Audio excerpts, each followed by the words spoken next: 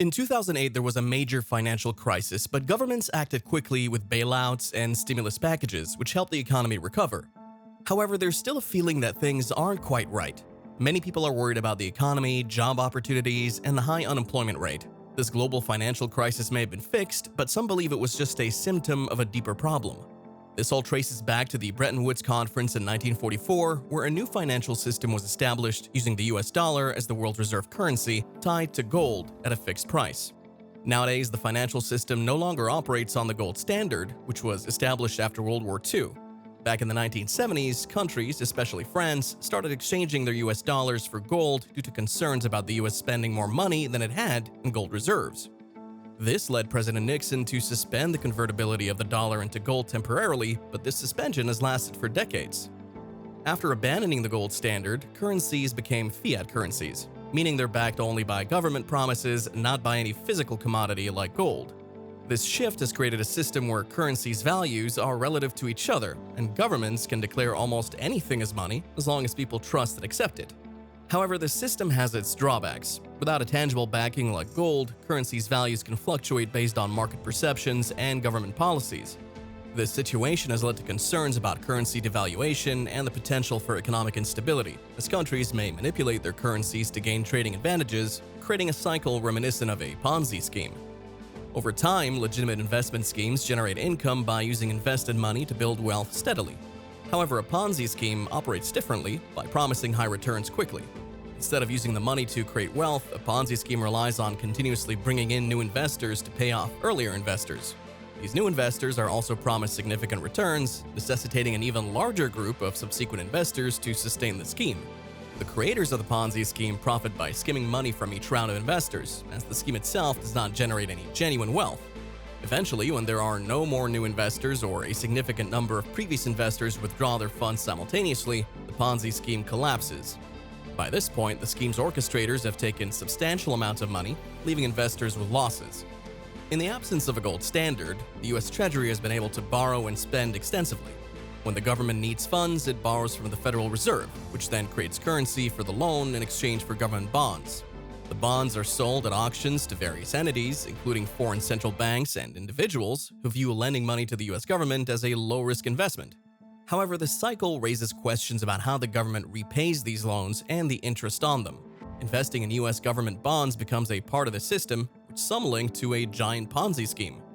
Central banks essentially create money out of nothing by lending it to governments, leading to a continuous cycle of borrowing and debt accumulation, which has been ongoing since the gold standard was abandoned in 1971.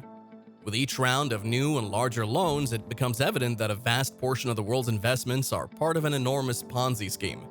In the realm of creating money for federal and national governments globally, the continuous creation of new money in ever-increasing quantities is essential to sustain the system.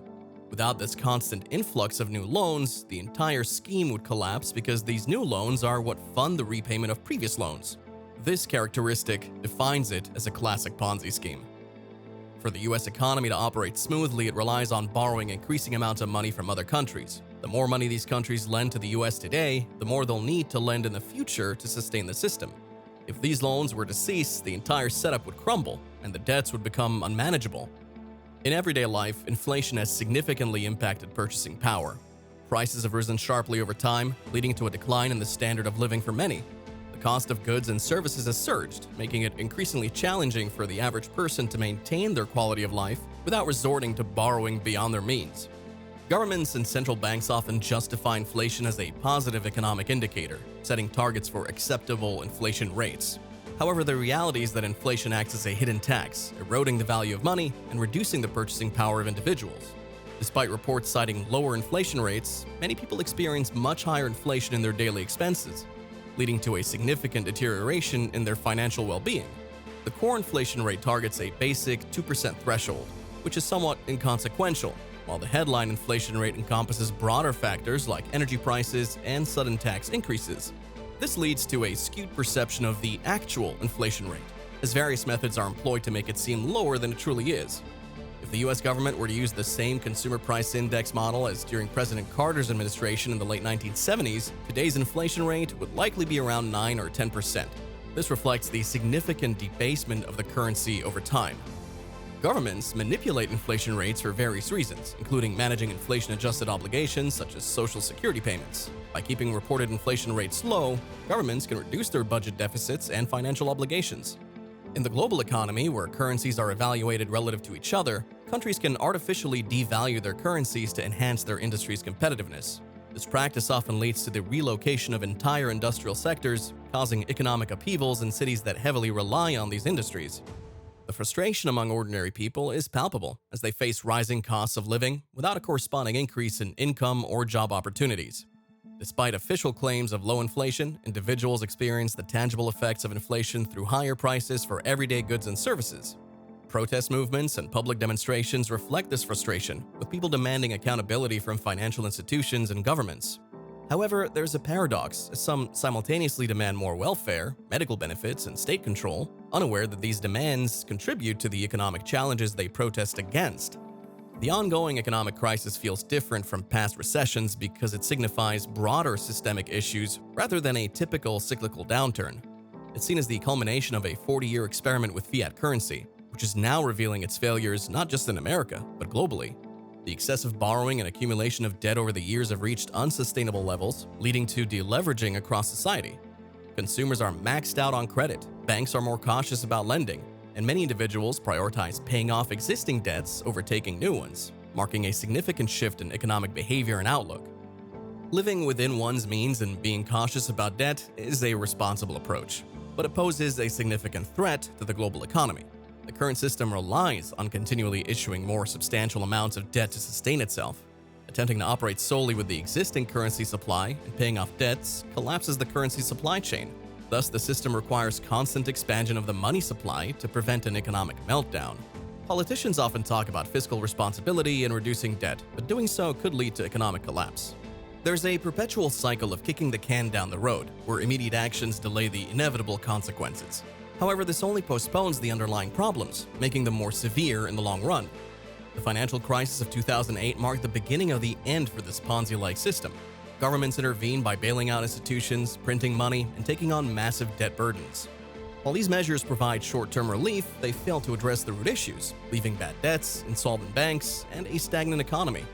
Continued money printing and stimulus measures risk devaluing the currency rapidly, eroding confidence in the dollar.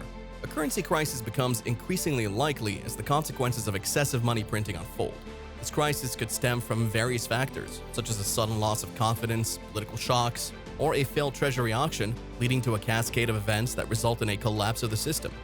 When the Federal Reserve becomes the main buyer, it signals the beginning of hyperinflation, where prices skyrocket rapidly, leading to a loss of trust in the currency. This results in a rush to spend money on tangible goods, further driving inflation.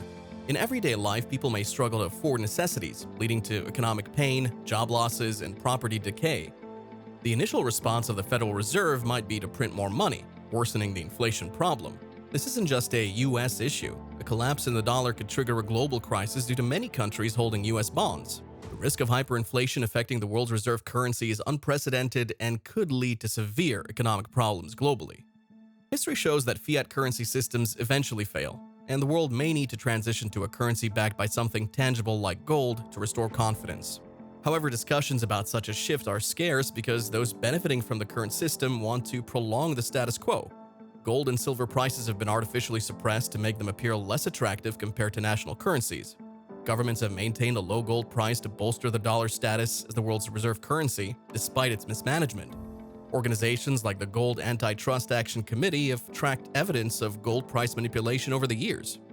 One method used to suppress gold prices is through central bank sales.